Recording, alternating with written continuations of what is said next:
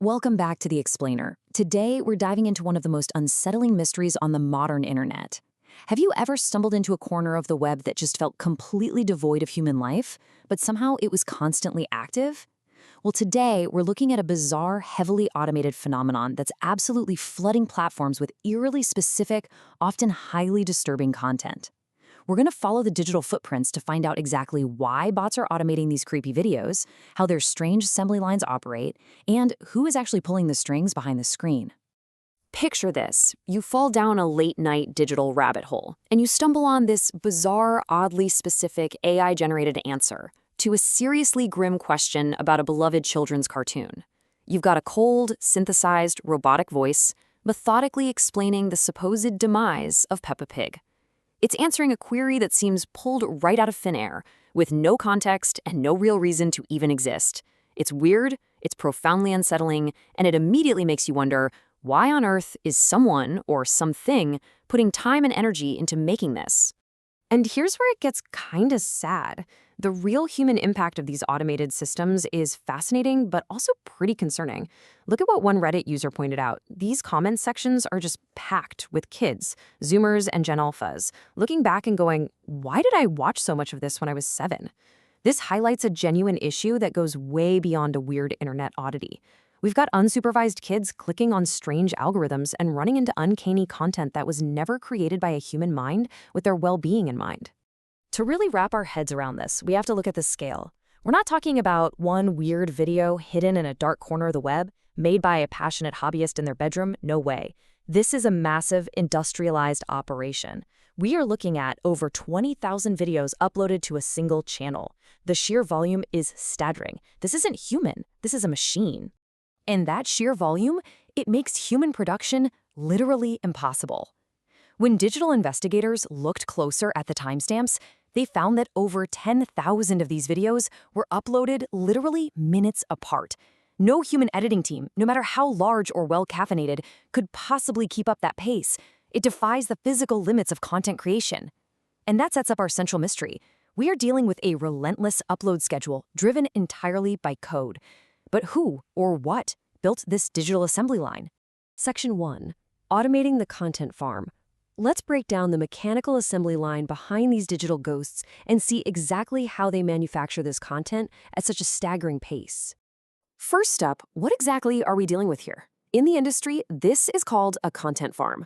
It's basically a company, or in this specific case, a heavily automated software system that pumps out massive amounts of cheap, incredibly low-quality content. The goal here isn't to entertain you, it's not to spark joy or teach you something new. The sole, singular purpose is to game the system and rank as highly as possible in search engine results. It's basically a digital sweatshop run entirely by algorithms.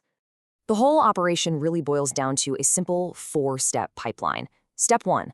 The bots scour the internet and scrape Q&A sites like Quora or old Yahoo Answers archives. They literally just steal the questions people ask. Step 2. They run that scraped text through basic automation to generate a robotic voiceover and slap on some generic visuals. Step 3, the software automatically uploads the file to YouTube. And Step 4, they aggressively cross-link these videos back to their own domains. It's a closed loop of automated thievery and internet spam, running 24/7 without a single human lifting a finger.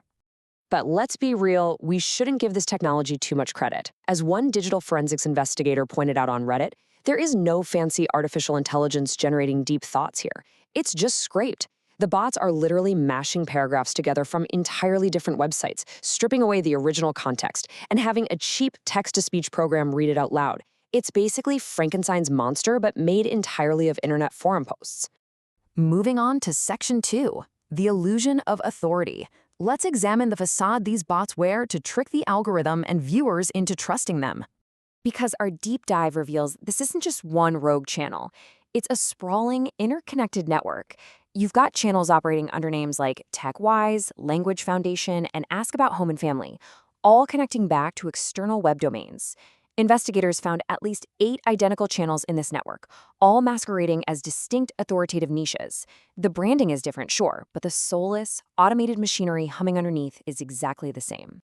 To really sell this illusion, the programming actually invents fake people. Take John from TechWise and Claire Bennett from Language Foundation. In their intro videos, Claire literally claims to lead the channel's creative direction with her dedicated team of professionals. Meanwhile, John claims to offer the key to life. These are completely fabricated personas, scripted entirely by software, desperately trying to trick you into believing that real, breathing human experts are running the show. Seriously, just listen to the actual script from the TechWI's intro video. Welcome to the realm of knowledge. Information is the key to life. Enter the realm of knowledge. It is so incredibly creepy. It sounds exactly like a dystopian corporate training video from a sci-fi movie. The stark contrast between these grand philosophical claims about the key to life and the low-quality stolen reality of their videos is almost laughable. Which brings us to Section 3, exploiting the algorithm. Why go through all this trouble to create tens of thousands of creepy videos that hardly any rational adult would ever search for? The answer boils down to one staggering number: 1.6 million. That is the massive view count on just a single bizarre video from this network about diapers.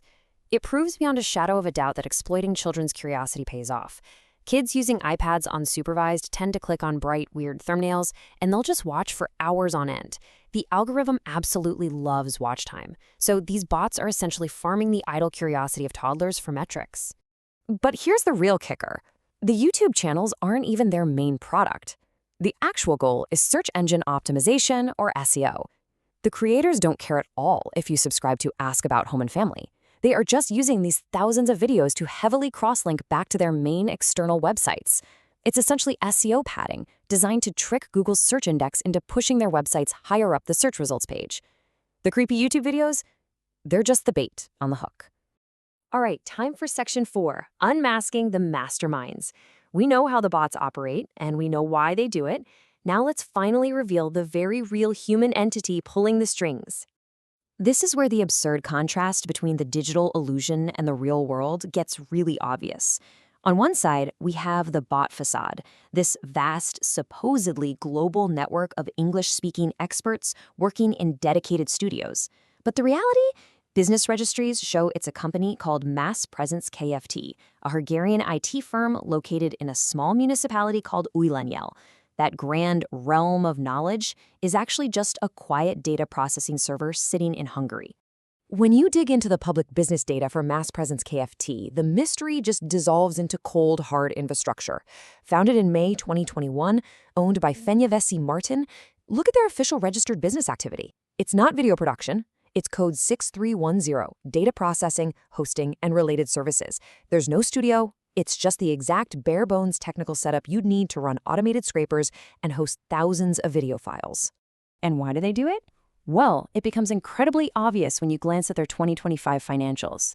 They pulled in a net profit of over 52 million Hungarian forints while keeping their total expenses to just under 13 million. That is a massive, highly lucrative profit margin.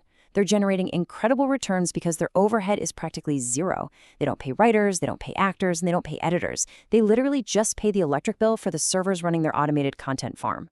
And how exactly do they keep those costs so low? Because of this astonishing number right here. 2.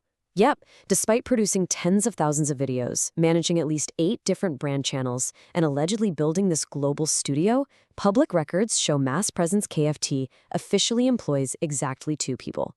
Just 2 individuals overseeing this entire sprawling empire of digital spam. Which makes it kind of darkly hilarious when you revisit this quote from one of their own bots. The robotic voice earnestly tells the viewer, "We average 10 new videos a day. You can imagine what a challenge it is for us to produce so many videos." Yeah, I'm sure it's a monumental challenge for your server processor to compile scraped text while the 2 actual employees just sit back and watch the ad revenue roll in. The sheer audacity programmed into that script is amazing. So that leaves us with a final, somewhat unsettling thought for you. If companies like Mass Presence KFT can generate massive profits by setting up bots to scrape from humans, to make videos narrated by bots, just to trick search algorithms that are run by bots, what happens to the human web? When you search for an answer online tomorrow, are you going to be reading the authentic thoughts of a real human expert, or just another scraped, repackaged piece of data from the automated realm of knowledge? It's definitely something to think about the next time you find yourself falling down a YouTube rabbit hole.